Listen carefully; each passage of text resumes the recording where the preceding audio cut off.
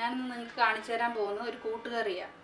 ഈ കൂട്ടുകറി ഏത്തക്കായും ചേനയും കടലയും വെച്ചിട്ടുണ്ടാക്കുന്ന ഒരു കൂട്ടുകറി. ഇത് നമുക്ക് സീസൺ ആയിരിക്കുന്ന സമയത്ത്, കൂർക്കയുടെ സീസൺ ആയിരിക്കുന്ന സമയത്ത് കൂർക്കയും ചേർത്ത് കൊടുക്കാം. കൂർക്ക ചേർത്താലും നല്ല രുചിയാണ്. പിന്നെ ഇത് ഓണമല്ലേ വരുന്നത്, നമുക്ക് സദ്യക്ക് ഇലയിലൊക്കെ വിളമ്പാൻ പറ്റിയ നല്ലൊരു കറിയാണ്. നിങ്ങളെല്ലാവരും ഇത് ഉണ്ടാക്കി നോക്കണം. അപ്പോൾ നമുക്ക് ഈ കൂട്ടുകറി ഉണ്ടാക്കാൻ ആവശ്യമായിട്ടുള്ള ചേരുവകൾ എന്താണെന്ന് നോക്കാം. ഈ കൂട്ടുകറിക്ക് വേണ്ട സാധനങ്ങളാണ് ഞാനിവിടെ എടുത്തു വെച്ചിരിക്കുന്നത്. ചേന ക്യൂബ്സായിട്ട് അരിഞ്ഞത്, ഒരു വലിയ ഏത്തക്ക ക്യൂബ്സ് ആക്കി വെച്ചത്. ഏത്തക്ക അരിയുന്നുണ്ടെങ്കിൽ ഒരു കാര്യം ശ്രദ്ധിക്കേണ്ടത്, അതിൻ്റെ തൊലി മുഴുവൻ ചെത്തിക്കളയരുത്. തൊലിയിലൊക്കെ ധാരാളം ഫൈബർ അടങ്ങിയിട്ടുള്ളത് കൊണ്ട് ആ തൊലി ഒന്ന് മുഴുവൻ ചെത്തിക്കളയരുത്, ചെറുതായിട്ട് ചെത്തുകയേ ചെയ്യാവുള്ളൂ. പിന്നെ ഏത്തക്കായും ചേനയും ഒരേ അളവിലാണ് എടുത്തിരിക്കുന്നത്. ഈ ഒരു ബൗള് നിറയെ അരക്കപ്പ് കടല 6 മണിക്കൂർ, കുറഞ്ഞത് 6 മണിക്കൂർ വെള്ളത്തിലിട്ട് കുതിർത്തിട്ട് ഉപ്പിട്ടിട്ട് കുക്കറിലൊരു 3 വിസിൽ വരുന്നത് വരെ വേവിച്ച് വെച്ചത്. തേങ്ങ ചിരണ്ടിയത് 1 കപ്പ്. അതിൽ പകുതി നമ്മൾ അരപ്പിന് ഉപയോഗിക്കും, പകുതി നമ്മൾ ഇതിനകത്ത് ഫ്രൈ ചെയ്ത് ചേർക്കുന്നുണ്ട്. പിന്നെ ഇതിലേക്ക് ആവശ്യമായിട്ട് ഉള്ള പൊടികൾ നോക്കാം. മഞ്ഞൾപ്പൊടി, മുളക് പൊടി, പെപ്പർ പൗഡർ, ഗരം മസാലപ്പൊടി, പിന്നെ കുറച്ച് കടുക്, കറിവേപ്പില, 2-3 വറ്റൽമുളക് മുറിച്ചത്. ഇതെല്ലാം നമുക്ക് തേങ്ങയുടെ കൂടെ വറുത്ത് ചേർക്കാനുള്ളതാണ്. ഇനി നമുക്ക് കറി വെക്കാൻ തുടങ്ങാം. ഒരു കുക്കറിലേക്ക് നമുക്ക് ഈ വേവിക്കേണ്ട സാധനങ്ങളെല്ലാം കൂടെ ചേർത്ത് വേവിക്കണം. ഏത്തക്കായും ചേനയും ഒക്കെ ഏകദേശം ഒരേ വേവുള്ള സാധനങ്ങളായതുകൊണ്ട് ഞാൻ രണ്ടും കൂടെ ഒരുമിച്ചായിട്ട്. കടല നമ്മളിവിടെ വേവിച്ച് വെച്ചിരിക്കുന്നതാണല്ലോ, അതുകൊണ്ട് അത് ഇതിൻ്റെ കൂട്ടത്തിൽ നമുക്ക് ഇടണ്ട. ഇനി ഇതിൻ്റെ കൂട്ടത്തിൽ നമുക്ക് കുറച്ച് കുരുമുളക് പൊടിയൊക്കെ അവരവരുടെ എരിവിനനുസരിച്ച് ചേർത്തോണം. കുരുമുളക് പൊടിയാണ് നമുക്ക് ഇതിനകത്ത് എരിവിന് നമ്മൾ കൂടുതലായിട്ട് ഉപയോഗിക്കുന്ന പൊടി. അതുകൊണ്ട് കുരുമുളക് പൊടി ആവശ്യത്തിന് ചേർക്കണം. മുളക് പൊടി തീരെ കുറച്ച് മാത്രമേ ഉപയോഗിക്കുകയുള്ളൂ.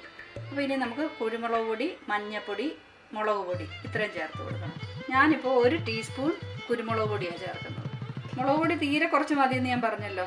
മുളക് പൊടി ഒരു 1/2 ടീസ്പൂൺ മാത്രമേ ഇടുന്നുള്ളൂ. ഇനി ഒരു 1/4 ടീസ്പൂണിനും 1/2 ടീസ്പൂണിനും ഇടയ്ക്ക് മഞ്ഞൾപ്പൊടി, ആവശ്യത്തിനുള്ള ഉപ്പ്.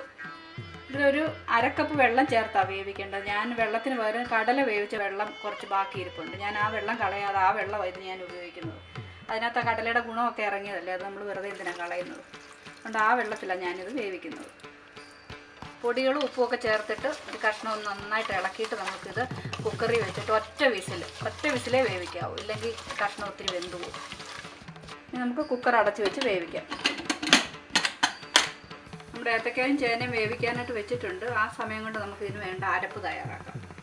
1/2 ടീസ്പൂൺ ജീരകം, പിന്നെ നമ്മൾ എടുത്തു വെച്ച തേങ്ങയുടെ പകുതി നമുക്ക് ഇതിനകത്ത് ഫ്രൈ ചെയ്ത് ചേർക്കണമെന്ന് ഞാൻ പറഞ്ഞല്ലോ. പകുതി തേങ്ങ, ഇത് രണ്ടും കൂടെ നമുക്ക് അരച്ചെടുക്കണം. ഇത് മഷി പോലെ അരയ്ക്കണ്ട, എന്നാൽ തോരൻ്റെ പരുവമല്ല, ഒരുവിധം അരച്ചെടുക്കണം. ഇതിലോട്ടൊരു ശകലം വെള്ളവും കൂടെ ഒഴിച്ചിട്ട് അരയ്ക്കാം. ഇതുപോലെ അരഞ്ഞ് കിട്ടേണ്ടത്, ഒത്തിരി അങ്ങ് അരയണ്ട, എന്നാൽ തോരൻ്റെ പരുവമല്ല, അതിനെക്കാട്ടി കുറച്ചുകൂടെ അരയണം. ആ ഒരു പരുവത്തിന് അരയണം. അപ്പോൾ കുക്കറിൽ 1 വിസിലടിച്ചു. ഞാൻ തീ ഓഫ് ചെയ്തിട്ട് കുക്കർ മാറ്റി വെച്ചു. ഇനി ഇതിൻ്റെ സ്റ്റീം പോയി കഴിയുമ്പോൾ നമുക്ക് തുറന്ന് നോക്കാം. കുക്കറിൻ്റെ സ്റ്റീമൊക്കെ പോയി കഴിഞ്ഞ് നമ്മൾ കുക്കർ തുറന്ന് വെച്ചിട്ടുണ്ട്. കണ്ടോ, ഏത്തക്കായും ചേനയൊക്കെ ഈ പരുവത്തിൽ വെന്തിട്ടുണ്ട്. പിന്നെ നമ്മൾ വേവിച്ച കടലയുണ്ട്. ഇതെല്ലാം കൂടെ നമുക്കിനി ഒരു ചട്ടിയിലേക്ക് മാറ്റാം. എൻ്റെ ഈ ചട്ടി ഉള്ളതുകൊണ്ടാണ് ഞാൻ ചട്ടിയിലിടുന്നത്. ചട്ടി ഇല്ലാത്തവർ അവരവരുടെ കയ്യിലുള്ള പാത്രത്തിലോട്ടിടാം. ഇനി അടച്ചു വെച്ചിട്ട് നമുക്ക് ഒന്നുകൂടെ ഇപ്പോൾ ചട്ടി തീ കത്തിച്ചിട്ടില്ലല്ലോ, ഒന്ന് തീ കത്തിച്ച് കൊടുക്കാം.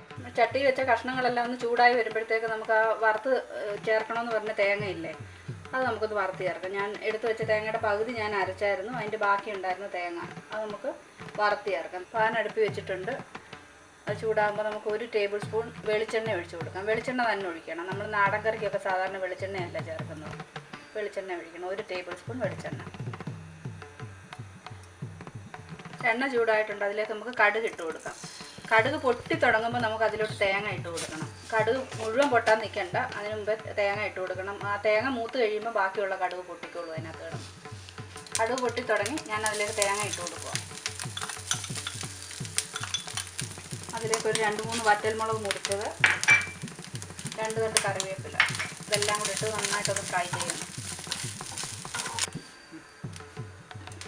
നമ്മൾ അടുപ്പ് വെച്ച കഷ്ണമൊക്കെ ചൂടായി തുടങ്ങി തിള വരുന്നുണ്ട്. ഞാൻ ആ വേവിച്ച ഏത്തക്കായും ചേനയൊക്കെ ഇട്ടില്ലേ, അതിൻ്റെ അകത്ത് ശകലം വെള്ളം കൂടെ ബാക്കിയുണ്ടായിരുന്നു, അതുകൊണ്ട് ആ വെള്ളം ഇതിനകത്ത് കിടക്കുന്നത്. ഇതിലോട്ട് നമുക്ക് അരച്ച് വെച്ച അരപ്പൊടി ചേർത്ത് കൊടുക്കാം.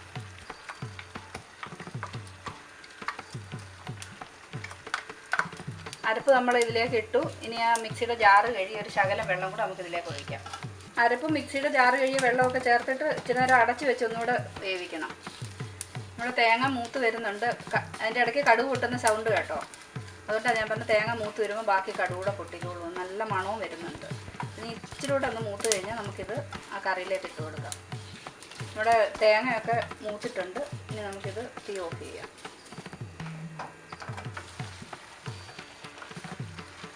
കറിയിലേക്ക് ചേർത്ത് അരപ്പൊക്കെ വെന്ത് കഷ്ണങ്ങളിലൊക്കെ പിടിച്ചിട്ടുണ്ട്. ഇനി നമുക്ക് ഈ തീ ഓഫ് ചെയ്തിട്ട് വറുത്ത് വെച്ച തേങ്ങയും കൂടി ഇതിൻ്റെ അകത്തോട്ട് ചേർത്ത് നന്നായിട്ട് ഇളക്കി കൊടുക്കാം. അപ്പോൾ കറി റെഡിയാവും. ഇതിലേക്ക് ഒരു 1/4 ടീസ്പൂൺ ഗരം മസാലപ്പൊടിയും കൂടെ ചേർത്തിട്ട് ഇളക്കാം. ഇളക്കിയിട്ട് നമുക്ക് തീ ഓഫ് ചെയ്യാം. ഈ ഗരം മസാലപ്പൊടി നമ്മൾ തേങ്ങ വറക്കുന്നതിൻ്റെ ലാസ്റ്റിൽ തീ ഓഫ് ചെയ്ത് കഴിഞ്ഞിട്ട് അതിനകത്തോട്ട് ചേർക്കാം. ഞാൻ അന്നേരം ഒക്കെ മറന്നു പോയായിരുന്നു, അതുകൊണ്ടാണ് ഇപ്പോൾ ചേർക്കാം.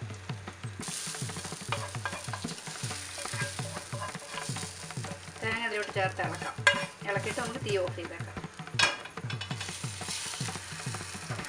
ഈ ഒരു സ്റ്റേജിൽ കറിക്ക് ഉപ്പൊക്കെ ഉണ്ടോയെന്ന് നോക്കാം. ഉപ്പ് കുറവാണെങ്കിൽ കുറച്ച് ഉപ്പ് കൂടെ ചേർത്ത് കൊടുക്കുക. എൻ്റെ കറിക്ക് ശകലം കൂടെ ഉപ്പ് വേണം, അതുകൊണ്ട് ഞാൻ ഇച്ചിരി ഉപ്പ് കൂടെ ചേർത്ത് കൊടുക്കുക.